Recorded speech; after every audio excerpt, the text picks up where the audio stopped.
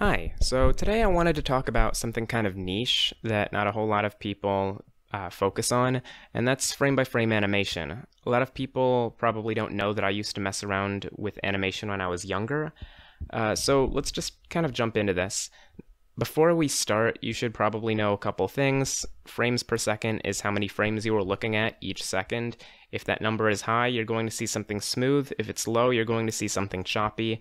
Some people actually prefer something a bit choppier because it looks more homemade, and it's too high of a frame rate and it can start looking weird and inorganic and CGI. But it's really about finding a happy medium. The other thing you should know about is easing, which is acceleration and deceleration. Here we've got two balls. One of them has easing, one of them doesn't.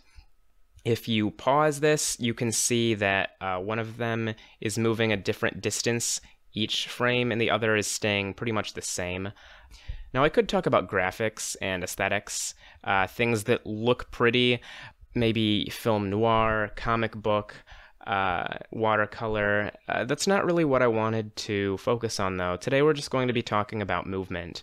So when a lot of people hear stick figure animation, they think of something really primitive and crappy, maybe like Jerry Jackson.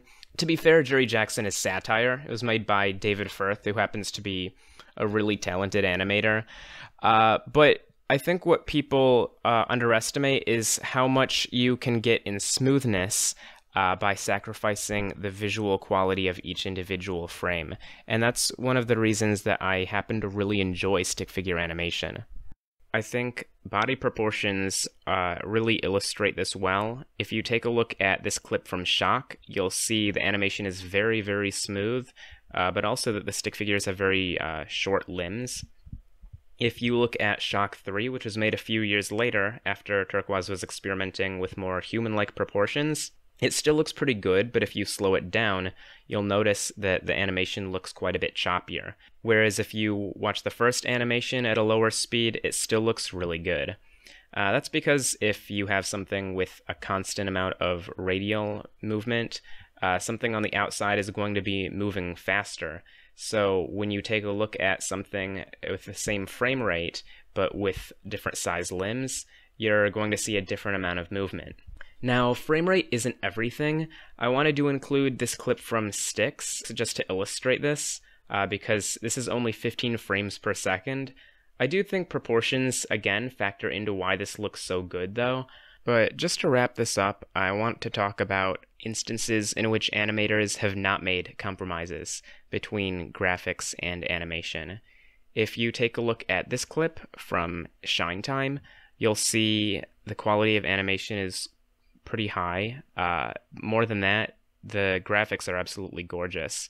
If you slow it down, you'll see it actually is pretty choppy, but consider that even this took this guy almost a year and a half to make, and the video is only 2 minutes. If you want something even smoother than that, there's this 3-second clip which took the guy that made it 30 hours to make.